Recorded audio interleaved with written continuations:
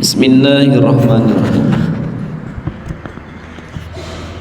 Di pagi Jumat ini banyak bersyukur kepada Allah Subhanahu wa taala yang telah banyak memberi kenikmatan-kenikmatan kepada kita. Ada dikatakan kenikmatan-kenikmatan Allah ini Allah enggak minta kita untuk membayarnya, tapi bagaimana kita pandai mensyukurinya. Bahkan janji Allah, la in syakartum la azidannakum. Kalau kalian mau bersyukur kepada istilahnya, maka akan benar-benar akan aku tambah kenikmatan itu. Di antara bentuk syukur ini adalah kita menggunakan waktu kita saat ini untuk belajar ilmu agama, ngaji dengan sungguh-sungguh, susun niat yang benar semata mencari ridho Allah, sambil menunggu waktu. Nunggu apa? Nunggu datangnya ajal kita, nunggu waktu Isra, nunggu apa? Bismillahirrahmanirrahim. Dalam satu riwayat baginda Nabi ada sabdakan, igtanim khamsan qabla khamsin, suruh menjarah 5 perkara sebelum datangnya 5 perkara. Perhatikan benar, gunakan kesempatan 5 perkara ini sebelum datangnya 5 perkara. Maka mesti jadi bahan renungan bagi kita. Apa 5 perkara ini? Hayataka qabla mautika, kehidupan kamu sebelum matinya kamu. Yang kedua, sihataka qabla saqamika,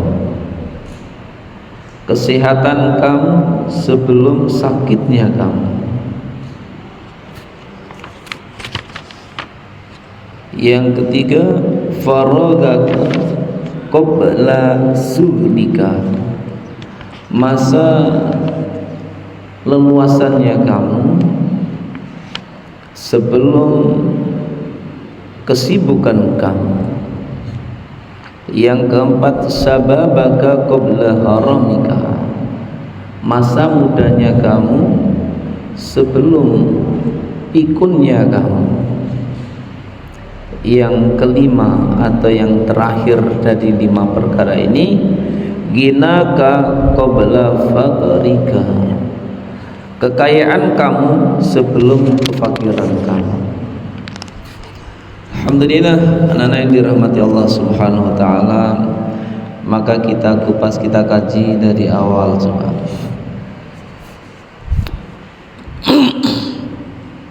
Hayataka qabla mautika,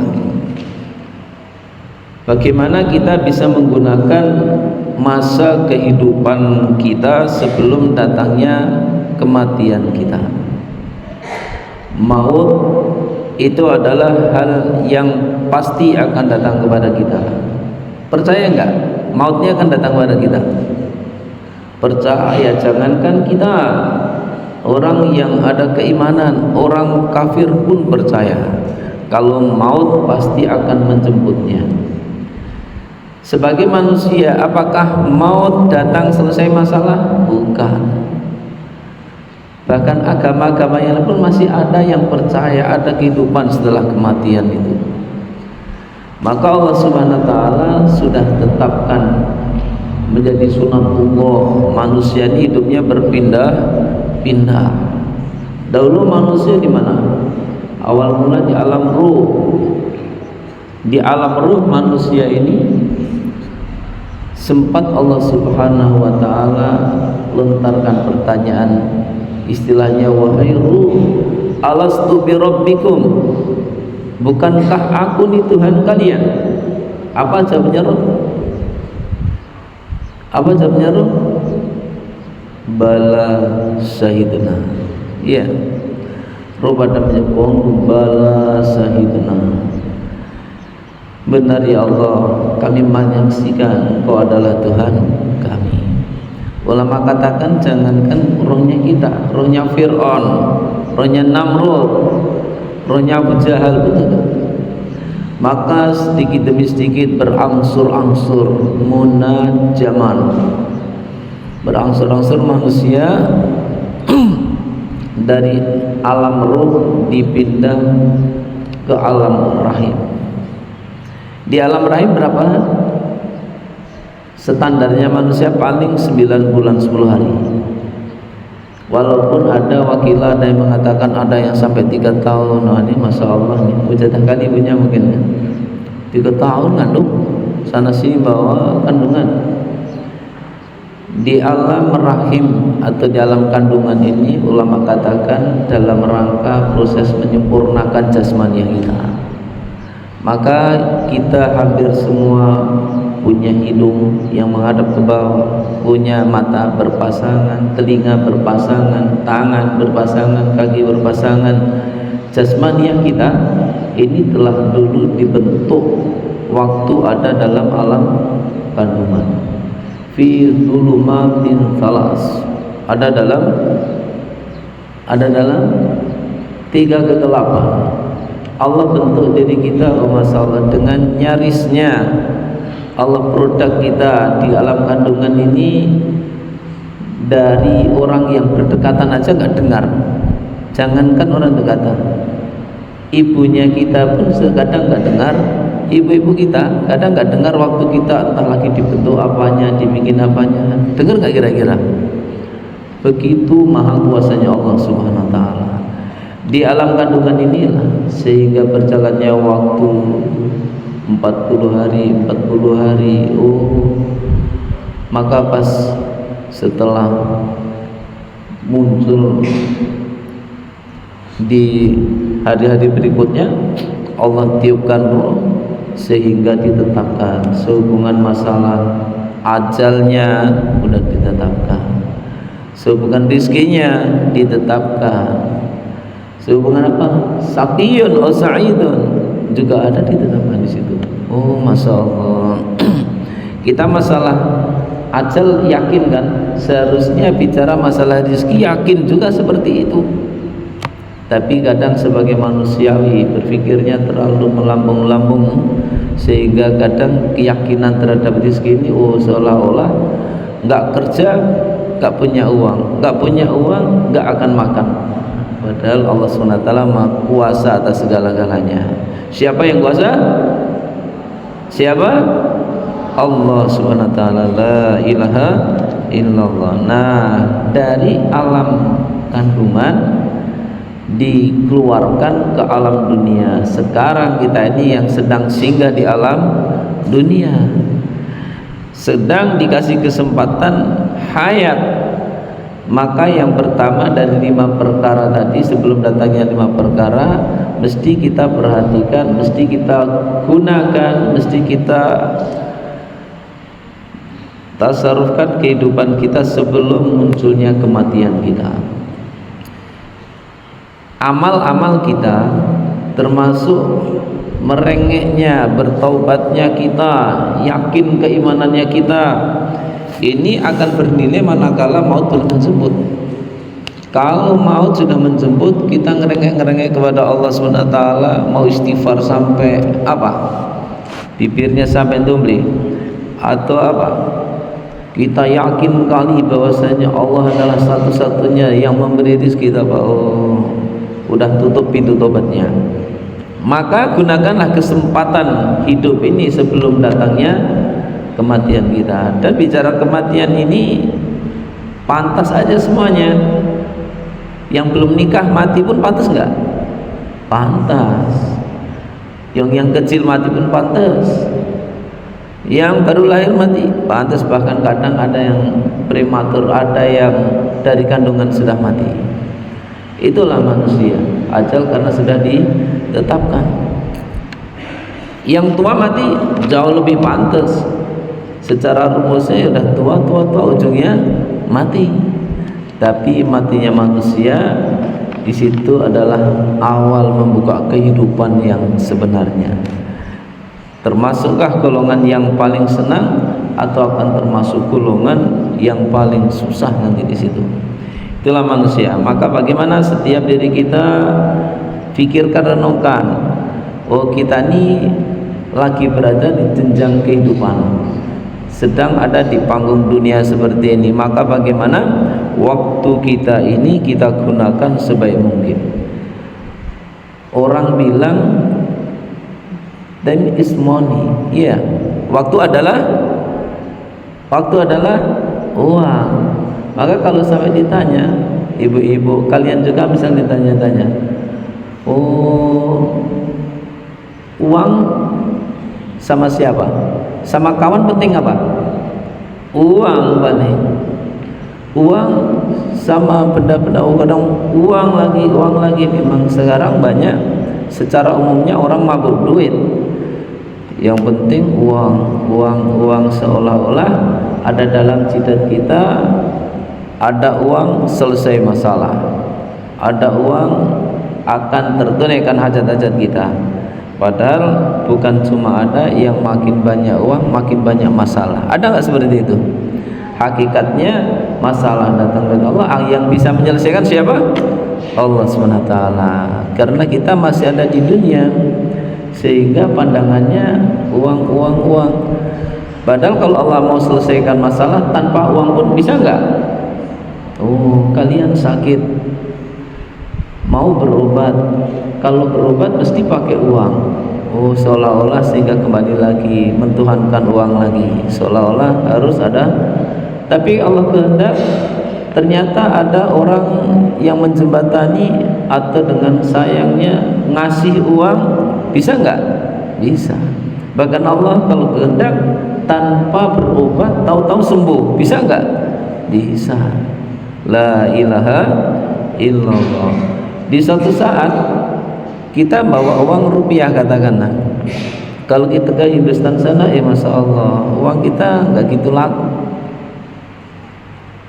Suatu saat di surganya Allah Ta'ala kita pakai uang nggak pakai uang. Oh, ternyata uang bukanlah segala-galanya.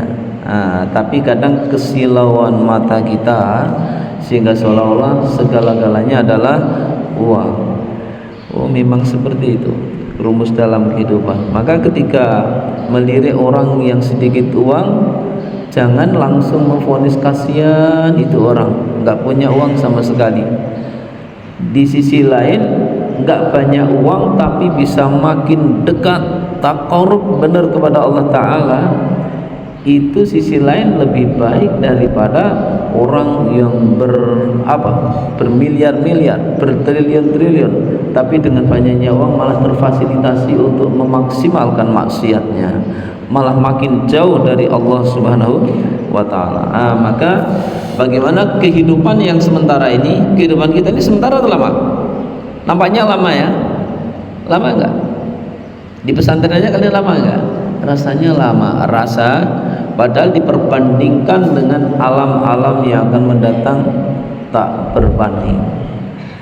Karena perjalanan kita ini kan dunia ki musafir, dunia ki musafir. Kayak dalam perjalanan aja, namanya perjalanan. Kayak lewat mau mana, ke Jakarta dari Jambi, lewat Palembang, ya lewat kayak gitu aja, sebentar aja kan. Yang lama di Jakarta sana berarti kita mau berjalan menuju akhiratnya Allah Ta'ala, entah di surga di neraka. Semoga Allah jadikan kita sebagai penghuni surganya Allah Subhanahu wa Ta'ala. Oh, dalam perjalanan suatu saat akan lintas hingga dikubur juga, suatu saat dibangkitkan ada di mahsyar juga, nanti akan jumpa mizan juga, sirat juga, baru di penghujung manusia fariqun fil jannah wa fariqun fis sa'ir. Itulah kehidupan manusia ini berpindah-pindah. Maka sekarang kehidupan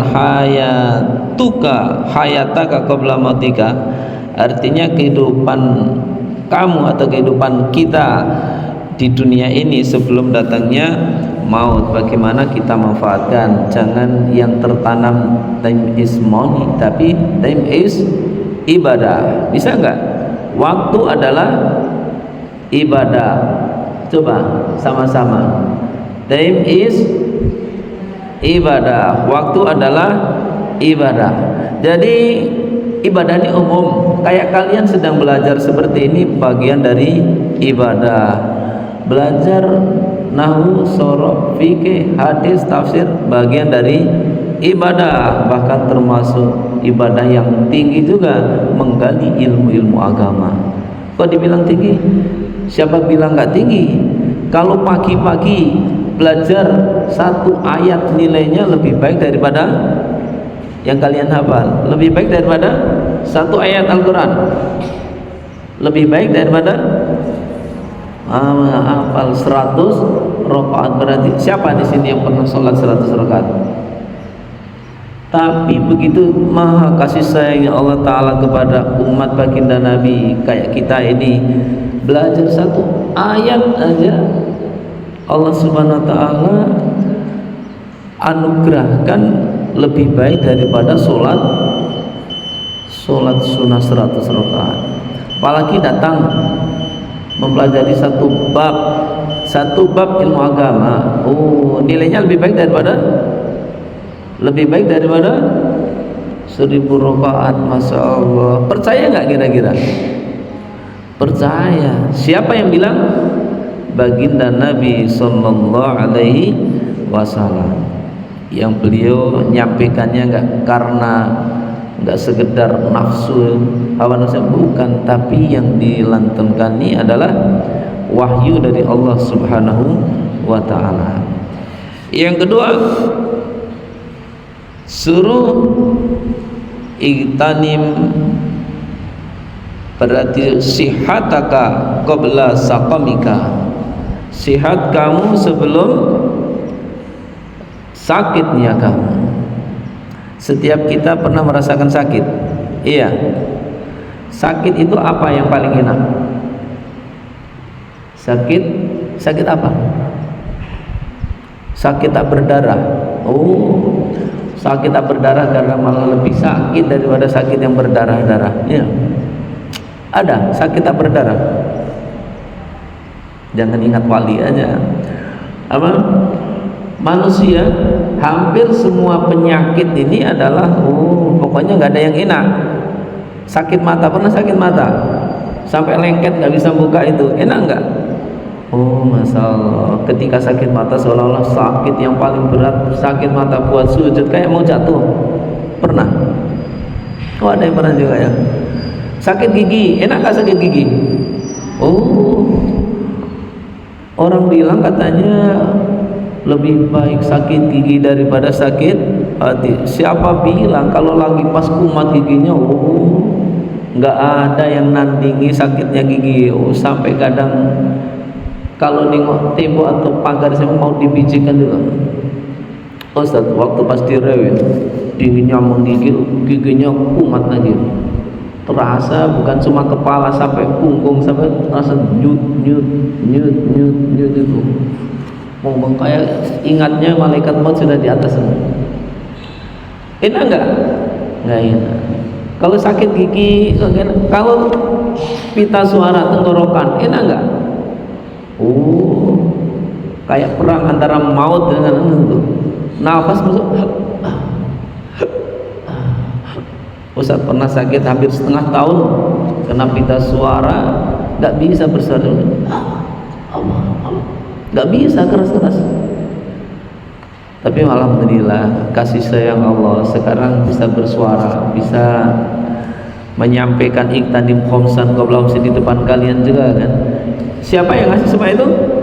Allah Ta'ala. Gunakan masa sihatmu sebelum datangnya masa. Coba bayangin, sakit apa? Ustaz, kayaknya paling enak kalau sakit senggugutan. Siapa bilang? Tetap sakit. Mungkin melahirkan, Ustaz. Saya melahirkan enak. Orang bilang perang antara mati juga katanya. Atau apa menurut kalian sakit yang paling enak itu? Kecepit. Pernah kecepit? gitu. Atau apa? Oh, itu sakit-sakit. Kadang sakit batin dia, sakit hati lebih sakit bener daripada sakit-sakit dohiriha. Nah, maka sebelum munculnya sakit, gunakan kesehatan kita ini. Gunakan untuk apa? Awal sudah kita tanamkan, waktu adalah ibadah, berarti kita persembahkan semata mengabdikan diri kepada Allah Subhanahu wa ta'ala. Kalau udah kita niatkan untuk ibadah, nyuci pun niatkan untuk bersih, untuk ibadah. Mau makan pun niatkan untuk menguatkan ibadah. Mau apa? Kerja pun untuk ibadah. Masa untuk kalau suatu saat punya suami untuk suami, atau di rumah untuk orang tua, untuk adik-adik, niatkan untuk menguatkan ibadah. Maka segala-galanya, tidur pun diniatkan untuk ibadah. Gimana tidur pada? Ya udah, tidur ikut sunnah Nabi. Bangun tidur baca apa? Alhamdulillahilladzi ahyana ba'dama amatana wa ilaihin nusur. Terus apa kalian biasanya? Baca tasbih jangannya. Subhanallah walhamdulillah wa la ilaha illallah wallahu akbar wa la haula wa la quwata illa billahil aliyil azim. Ighfir. Baru bangun tidur emangnya banyak dosa. Orang tidur walaupun dalam tidurnya zina, oh jangan ya. Kalau zina dosa enggak? Dalam tidur mimpi, kita bangun tidur, dalam tidurnya ternyata kita habis membunuh orang, atau habis mencuri aja lah, atau habis apa? Dosa nggak kira-kira? Walaupun nikmat kali, walaupun tidur mimpi dosa, itu pun suruh tetap mohon ampun kepada Allah Subhanahu wa ta'ala. Oh masya Allah. Maka orang baru tidur ini kayak baru lahir aja, doanya mustajab. Maka setelah subhanallah walhamdulillah wa la ilaha illallah wallahu akbar wa la haula wa la quwata illa billahil aliyil azim, doa di situ. Di antara dengan ifirli, punya hajat apa, sampaikan ya Allah. Misalkan ngapal kok susah kali, ya Allah mudahkanlah hafalan kami. Ya Allah, kok nggak paham kami dengan ya Allah, pahamkanlah kami ya Allah. Ya Allah, tahu kami ya Allah, ilmunya ada yang dor, ada yang nafi, ada yang bahaya, ada yang bagus. Berikanlah ilmu yang manfaatnya untuk kami. Jadi doa-doa yang bagus-bagus.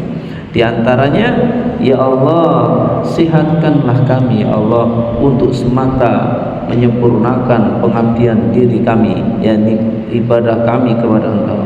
Maka gunakan sihataka qabla saqamika. Yang ketiga, dari iktanim khamsan qabla khamsin.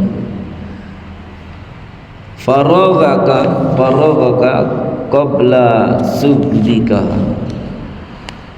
Gunakanlah waktu luangmu sebelum munculnya waktu sibuk bagi kamu. Sebelum datang kesibukan kamu, maka gunakanlah kekosongan waktu kamu. Orang bilang Ustadz sibuk kali kami. Oh, bisa enggak? Pagi udah bangun, habis itu ngaji, habis itu sebentar istirahat, ngaji lagi perasaan sibuk kali, sampai nggak bisa meluangkan untuk terus Quran misalkan. Bisa nggak? Ada nggak seperti itu? Oh, dengar kalau diceritain tentang sholawat, membaca sholawat ini sehari 1000 pun ringan. Kalau duduk 1000 makan waktu berapa menit paling? Berapa menit kira-kira? 1000 ini nggak sampai setengah jam. Kok jangankan setengah jam, tapi meluangkan waktu setengah jam ini perasaannya, padahal waktu kalian setiap hari berapa jam? Berapa? Waktunya kalian sama dengan waktunya Ustaz. Berapa? 24 jam, laila wa nahara. Siang malam ada 24 jam. Kalau diminta setengah jam spesialis untuk hamba Allah, khairul bariyah, khairul anam, khairun nas, untuk siapa? Sholawat kepada baginda Nabi Sallallahu Alaihi Wasallam. Ini pun sebenarnya untuk kita. Bukan berarti kalau kita sholat berarti Nabi nanti yang kaya kalau kayak gini. Enggak, siapa bilang? Kita yang butuh dengan syafaat baginda Nabi. Kita yang butuh pengen besok dekat dengan baginda, memperbanyak sholawat. Oh, maka setengah jam kira-kira ikhlas enggak? Misalkan dari 24 jam di min setengah jam, berarti masih ada berapa? 23 jam setengah. Ikhlas kira-kira? Terserah masalah waktu, kamu mau bagi tiap habis sholat itu berapa menit, atau mau dibagi pagi sama sore, atau mau dikumpulkan di malam hari. Oh, ini namanya menggunakan waktu kamu sebelum datangnya kesibukan kamu. Jangan kepikiran, Ustaz sekarang lagi jadi santri bangku belajar, besok saya niatkan kalau sudah wisuda lah. Oh, emangnya setelah wisuda nggak ada kesibukan? Udah nggak belajar lagi? Oh, ada. Justru malah orang sebenarnya hakikatnya yang selesai sudah wisuda ini, hakikatnya di situ baru menggali ilmu yang sebenarnya. Nanti setelah wisuda, wah lagi kejar target nih. Besok kalau sudah punya suami aja lah. Oh, udah punya suami, ada kesibukan lain, ada hak-hak yang mesti ditunaikan terhadap suami dan sebagainya. Tambah kesibukan. Yang katanya kejar target juga. Oh, besok kalau sudah ngandung aja lah. Ngandung tambah muntah-muntah lagi, terkapar lagi, sering sakit-sakitan. Oh, nanti kalau sudah lahir lah. Oh, begitu lahir dengan sibuknya ngurusi bayi, ngurusi suami, ngurusi dapur dan sebagainya. Nanti kalau anak sudah agak besar aja lah. Oh, kalau nanti sudah selesai nyusu, belum selesai nyusu udah mulai hamil lagi, muter terus. Kapan akhirnya? Tertunda-tunda. Akhirnya sholawat sehari 1000 pun gak pernah tertunaikan. Gara-gara apa? Gak mau menggunakan masa kekosongannya sebelum datang waktu kesibukannya. Mesti kita terpikir, mulai kapan saya niatkan? Apalagi ini hari Jumat. Hari Jumat sangat-sangat dianjurkan memperbanyak sholawat kepada baginda Nabi Sallallahu Alaihi Wasallam. Kita gunakan, tengok di depan sehat-sehat semua kan, jasmania, rohanianya insya Allah sehat semua. Banyak bersolawat insya Allah ya. Terus, oh, mumpung ini masih banyak waktu, artinya banyak kekosongan. Sebenarnya nggak dibilang kosong, programnya ada. Tapi kalau kita luahkan masih ada. Pernah nengok papan, nampaknya rapet, tapi datang paku diketuk, akhirnya bisa berlubang juga. Iya. Waktu kita nampaknya sudah padat kali, tapi kita paksakan, kita masukkan, ternyata untuk melowongkan sholawat 500 kali, syukur bisa 1000 kali, syukur lebih dari itu. Oh, itu ternyata banyak juga waktu lo. Nanti keberkahan tanpa, artinya Allah kasih keberkahan waktu sehingga bisa meluangkan waktunya untuk banyak bersolawat. Apalagi ini masuk di bulan apa? Rabiul Awal, yang mana dahulu baginda Nabi dilahirkan di bulan apa? Rabiul Awal. Maka sebagai tanda atau lambang cinta kita kepada baginda Nabi, banyak bersolawat. Termasuk bahkan kalau bisa baca sejarah Nabi, Al-Barjanji, Simtuduron atau apa, Libaan dan sebagainya. Baca, satu juga senang baca-baca itu. Dengan sering membaca, sering merenungi, memikirkan tentang karakter Nabi, tentang sosok Nabi itu, buahnya banyak. Bahkan seorang yang sering memikirkan nanti akan terbawa dalam mimpinya. Kalau mimpi cuma Nabi masalah. Ada yang pernah mimpi cuma Nabi di sini? Ada? Gak usah malu-malu, angkat tangan. Masalah indah. Kalau Ustaz gak usah ceritakan di sini. Kalau Ustaz bilang mau sudah nanti dikiranya mana. Tapi kalau kita seringan, mesti ada namanya kitab yang menjelaskan tentang kehidupan Nabi, dari mulai rambutnya Nabi ini kayak apa, alisnya kayak apa, daun telinganya, hidungnya, bibirnya, giginya, sampai disifati. Kalau kita sering baca, jadi akan terbayang, apalagi ketika disebutkan karakter-karakter atau sifat-sifatnya baginda Nabi, ketika jalan kayak apa, ketika berbicara kayak apa, ketika itu di waktu leluasa, daripada baca apa? Novel, baca apa? Quran, baca apa? Sekarang kalau kita mau nengok berita, hampir hari demi hari ada aja. Mau berita apa? Kriminal. Mau berita apa? Ada aja. Ya bagus. Tapi tak seindah kalau kita membaca sejarah-sejarah yang ada dalam agama tentang biografi Nabi dan sebagainya. Oh indah. Maka gunakan waktu-waktu luang ini sebelum datangnya kesibukan. Yang keempat, sababaka qabla haramika, masa muda kamu sebelum datangnya masa pikun kamu. Kita semua nggak tahu kan akan pikun nggak kita dia. Artinya pikun biasanya di atas standar umur, udah tua kali sehingga akalnya berkurang sampai kayak nggak ada akal, udah nggak karuan tenaganya, jalan aja susah kali itu. Ada nggak? Pernah nengok nggak? Nah, maka kita banyak berlindung. Di antara doa yang Nabi ajarkan apa? Allahumma inni a'udzubika minal jubni, kasli, harami. Haram ini apa? Pikun. Penyakit penakut ini, jubni, perlu berlindung kita. Termasuk kasel, pemalas, pangkal atau menjadi sumber kegagalan manusia ini karena pemalasnya. Sebaliknya, keberhasilan manusia ini ada dalam kesungguhannya. Maka orang yang nggak sungguh-sungguh, yang males-malesan itu, berarti kegagalan udah ada di ambang pintunya. Maka jangan sampai kita jadi ketika saatnya belajar, sungguh-sungguh belajar. Saatnya mau masak, sungguh-sungguh mau masak. Saatnya mau nyuci, sungguh-sungguh nyuci. Saatnya dengan kesungguhan. Apalagi masih masa muda, saatnya banyak belajar. Tanamkan, semua jadi pendidikan. Mau ada program aja adalah pendidikan untuk kalian semua itu. Pendidikan bukan berarti ketika bawa kitab, bawa pena, duduk di majelis, nggak seperti itu aja. Maka dalam pesantren ini ada istilahnya sistem ta'lim, atau dalam dunia pendidikan ada juga tarbiyah.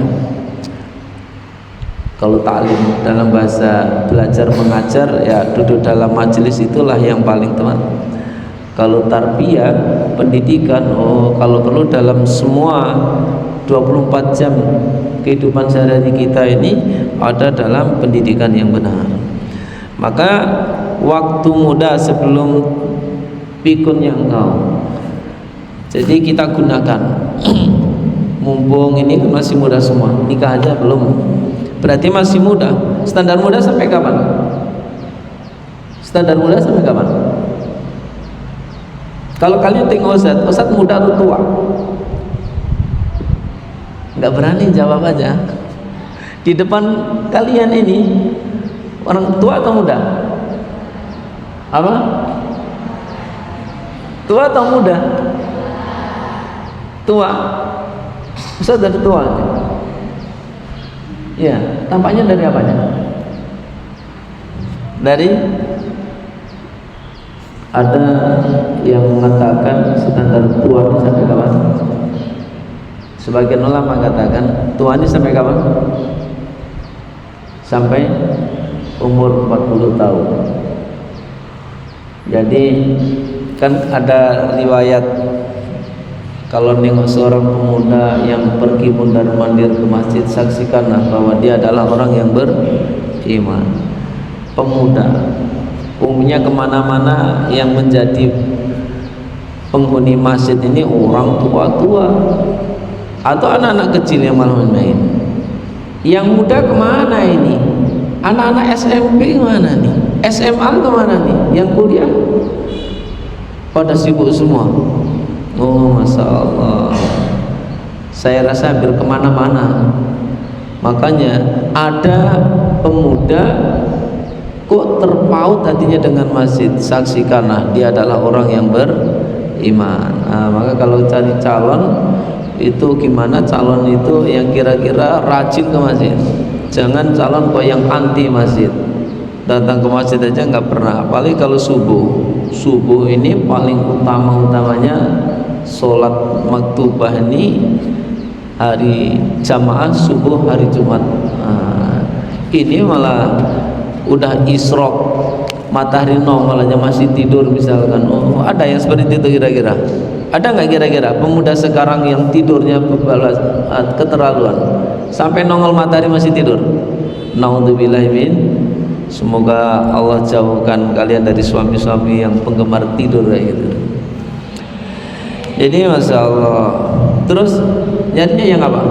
Yang rajin beribadah, yang akan menuntun langkahnya menuju ridhonya Allah. Kalau dapat ridhonya Allah, nanti akan jadi penghuni surganya Allah. Kalau jadi penghuni surga, jelaslah kalian yang jadi ratunya di surga nanti.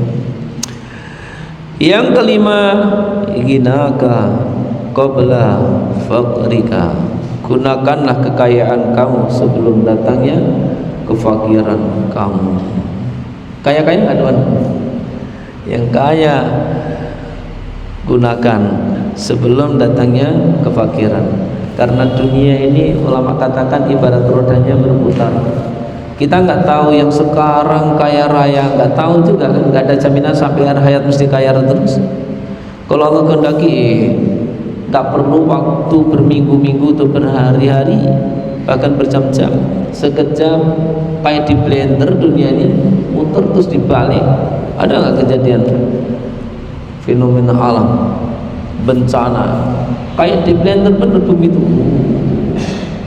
atau datang tsunami yang kayaknya kaya raya kali, punya gedungnya, mobilnya, uangnya banyak, datang lenyap. Bisa nggak? Bisa. Nggak ada yang jamin kekayaan sampai akhir hayat. Kalau gitu berarti, makanya ketika jadi orang kaya, gunakanlah waktunya sebelum datang kefakiran. Yang diharapkan di dunia kaya, di akhirat jauh lebih kaya lagi, sehingga mendapatkan ridha Allah, tinggal di surganya Allah Ta'ala. Semoga Allah beri paham sama kita, ya amalkan insyaallah ya. Maulaya salli wa sallim daiman abadan ala habibika khairil khalqi kullihim huwal habibul ladzi turja syafa'atuhu di kulli auni minal ahwali ya Rabbi bil Mustafa balligh maqasidana waghfir lana ma ya wasi'al karami ya arhamar rahimin ya arhamar rahimin ya arhamar rahimin